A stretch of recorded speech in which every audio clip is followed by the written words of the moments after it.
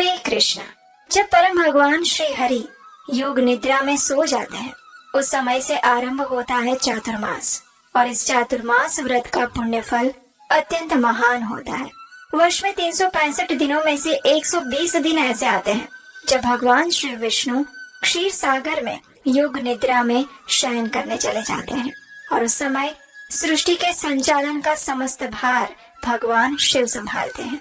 और इन्हीं 4 मासों को चातुर्मास के नाम से हम जानते हैं। ये वही समय होता है जब वर्ष के सबसे अधिक व्रत, उपवास, तीज, त्योहार ये सब चीजें आती हैं। और इसी चातुर्मास का समय विशेष रूप से हमारी आध्यात्मिक साधना को तीव्र बनाने का समय होता है। तो चलिए आज के इस वीडियो में जानते हैं कि इस बार चातुर्मास कब से आरंभ हो रहा है, कौन सा महीना कब से आरंभ होगा, कब पूर्ण होगा, और इन 4 महीनों में किन किन व्रतों का पालन किया जाएगा। इन सब के ऊपर आज बात करते हैं। चातुर्मास का आरंभ आषाढ़ मास के शुक्ल पक्ष की एकादशी यानी कि देवशयनी एकादशी के साथ, और इस बार ये देवशयनी एकादशी आ रही है 25 जुलाई 2026 शनिवार के दिन।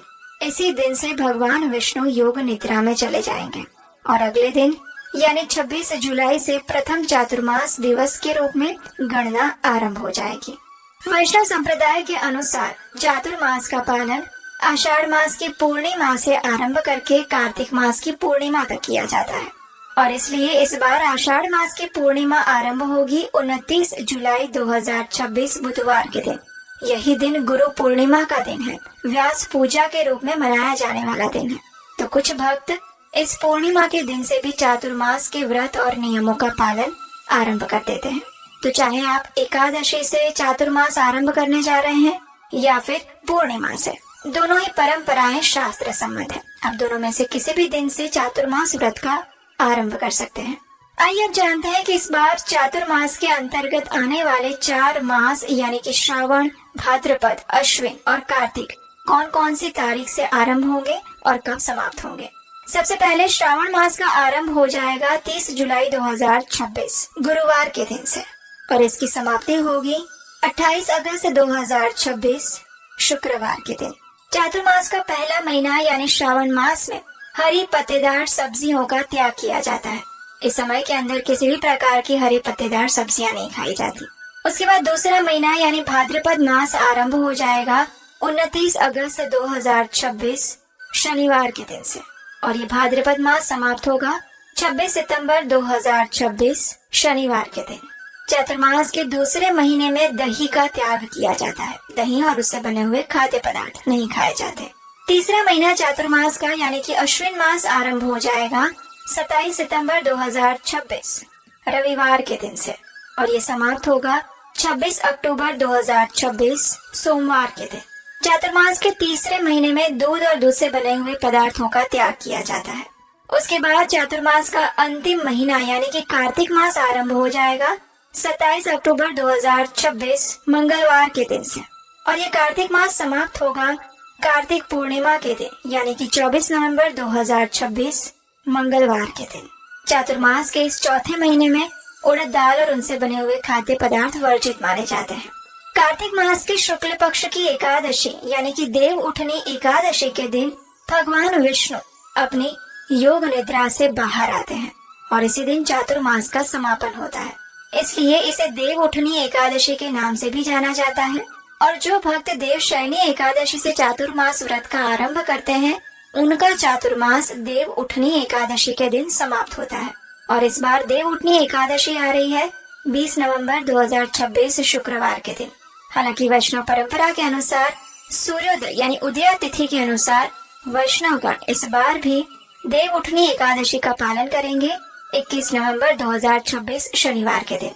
जो भक्त पूर्णिमा से लेकर पूर्णिमा तक चातुर्मास का पालन करते हैं, उनके लिए कार्तिक मास की पूर्णिमा आ रही है 24 नवंबर 2026 मंगलवार के दिन, और उसी दिन उनके चातुर्मास व्रत का समापन किया जाएगा।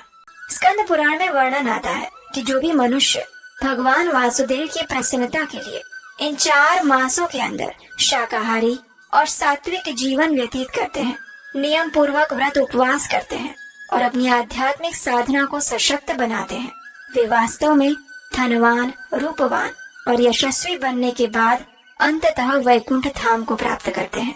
और वर्षा ऋतु में आने वाले इन 4 मासों में स्वास्थ्य की दृष्टि से भी अगर देखा जाए तो संयमित आहार और विहार का पालन करना अत्यंत लाभदायक माना जाता है और इसीलिए चातुर्मास का विशेष रूप से हम पालन करते हैं। इस चातुर्मास के दौरान कोई भी शुभ या मांगलिक कार्य नहीं किए जाते, यज्ञ, होम, हवन, विवाह इत्यादि नहीं किए जाते हैं, क्योंकि ये समय अधिक से अधिक हमारी आध्यात्मिक यात्रा को मजबूत बनाने का समय होता है। इन्हीं 4 मासों के अंदर वर्ष के सबसे ज्यादा त्योहार, व्रत, उपवास इत्यादि आते हैं।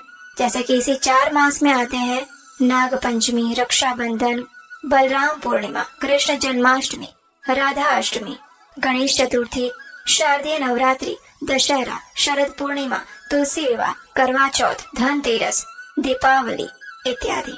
अगर आप ये जानना चाहते हैं कि इस चातुर्मास का पालन कैसे करना चाहिए, कैसे संकल्प ले सकते हैं, किन किन नियमों का अवश्य पालन करना चाहिए, अगर आप इन सब के विषय में जानना चाहते हैं तो नीचे कमेंट बॉक्स में हमें लिखकर बताइए। अगर आपकी इच्छा हुई तो हम चातुर्मास की संपूर्ण विधि वाला वीडियो भी आपके लिए लेकर आएंगे। इस आने वाले पावन चातुर्मास का पालन करने के लिए तैयार हो जाइए, क्योंकि ये दुर्लभ अवसर होता है जब हम अपनी आध्यात्मिक साधना को तीव्र बनाकर भगवान श्री कृष्ण के प्रति अपनी शरणागति को बढ़ा सकते हैं, अधिक से अधिक नाम जप करके अपनी चेतना को शुद्ध बना सकते हैं। तो इसलिए प्रयास करके इस चातुर्मास में कोई न कोई नियम अवश्य धारण करें। तो ये था आज का चातुर्मास कब है ये विशेष वीडियो।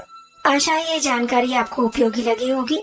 अगर ऐसा है तो इस वीडियो को लाइक करें और अन्य लोगों को भी शेयर करें।